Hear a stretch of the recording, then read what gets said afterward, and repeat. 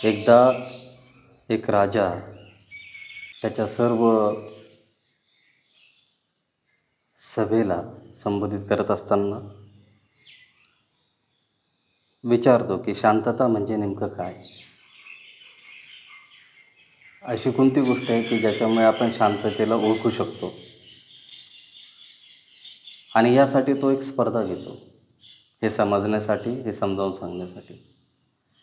तर राज्यामध्ये जी काही कलाकार असतात त्या सर्व कलाकारांना आणि ज्यांना आवड आहे त्याच्यामध्ये सहभागी होण्यासाठी त्यांना सर्वांना तो आमंत्रित करतो आणि त्यांना सांगतो की मला एक शांततेचं चित्र तुम्ही काढून दाखवा. आणि ते चित्रमध्ये ती शांतता दिसली पाहिजे. जो ते काढेल त्याला मी बक्षीस देईल आणि बक्षीस हे खूप मोठ्या सुवर्णमुद्रा आणि बरंच काही त्यामध्ये असतं.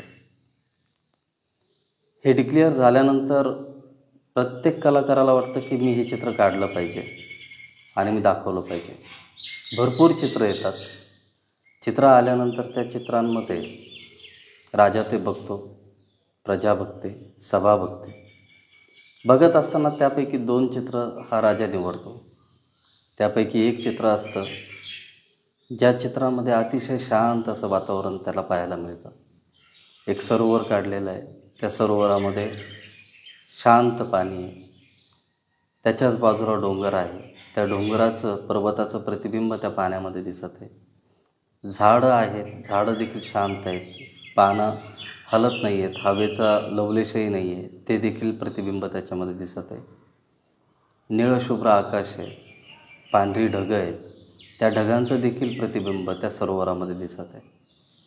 आणि ते सरोवरामध्ये जेव्हा बघितलं जातं तेव्हा असं दिसतं की ते सरोवर पूर्णपणे चित्रांनी, त्या शांततेच्या चित्रांनी भरलेलं आहे, कारण पूर्ण प्रतिबिंब त्याच्यामध्ये दिसत होते.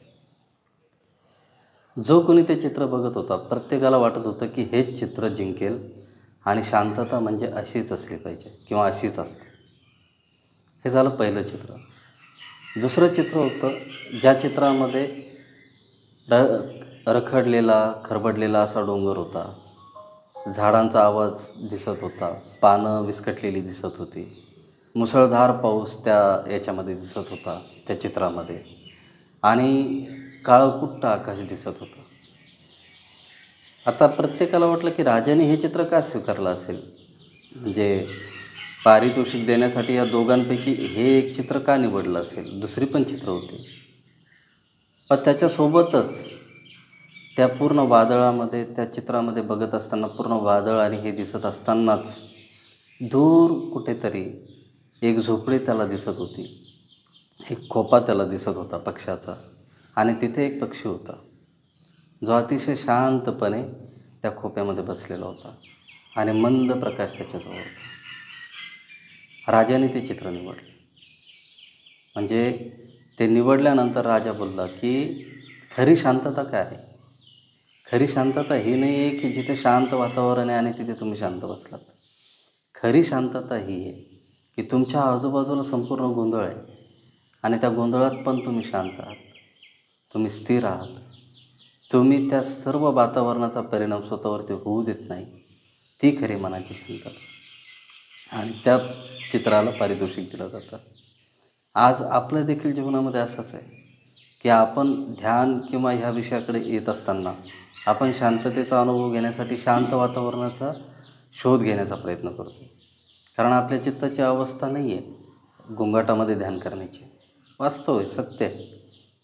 परंतु आपल्याला त्याही परिस्थितीमध्ये, कारण आपण सामाजिक जीवनामध्ये बाहेर वास्तवतेमध्ये जगत असतो, अशा वातावरणामध्ये आपण शांततेमध्ये कसं राहून त्याला न्याय द्यायचा यासाठी आपल्याला ध्यानाची मदत मिळत असते.